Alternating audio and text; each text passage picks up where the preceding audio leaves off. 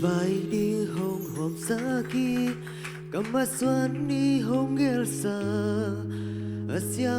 cây na gel na câu na vốn tôi te adi sắc lệ khăng dinh suk dinh tôi im lum lâu lum dâu man lô na vốn tôi te nông khoal man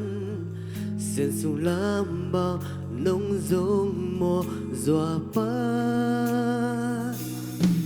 tu nu arin sang mel vây pe na vốn ta đi na muan hoai pe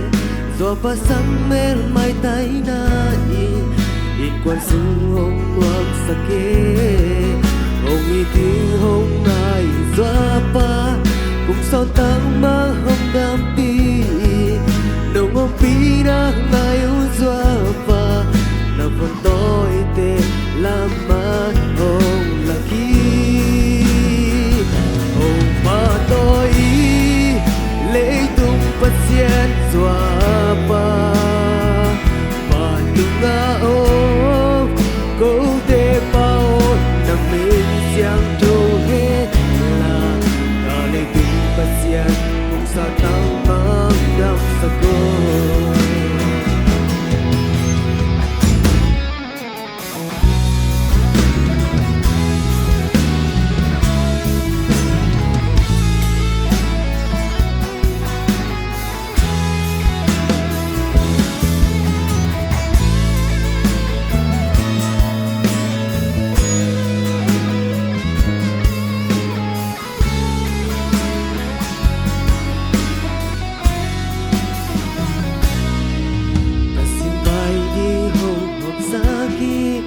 kamaswan di hong gelsa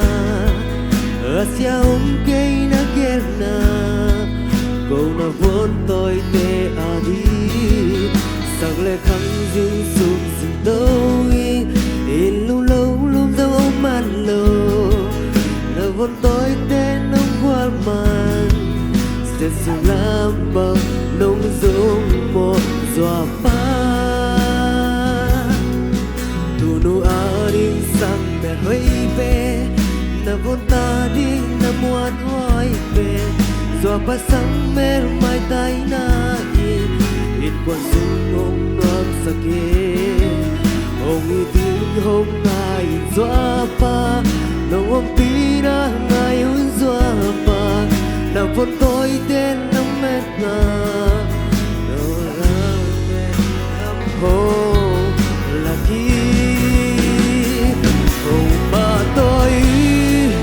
lễ tung bắt xiên dọa pa và tung ngã ô câu te bao nằm bên giang trâu hết là cả lễ tung bắt xiên cùng so tăng băng đam sa cô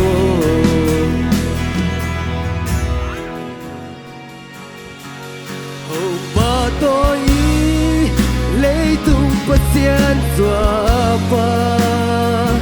và tung ngã ô câu te bao nằm bên giang trâu hết là lễ tung bắt xiên cùng gió tăng băng đam sa cô cả lễ tung bắt xiên cùng gió tăng băng đam sa cô cả lễ tung bắt xiên cùng gió tăng băng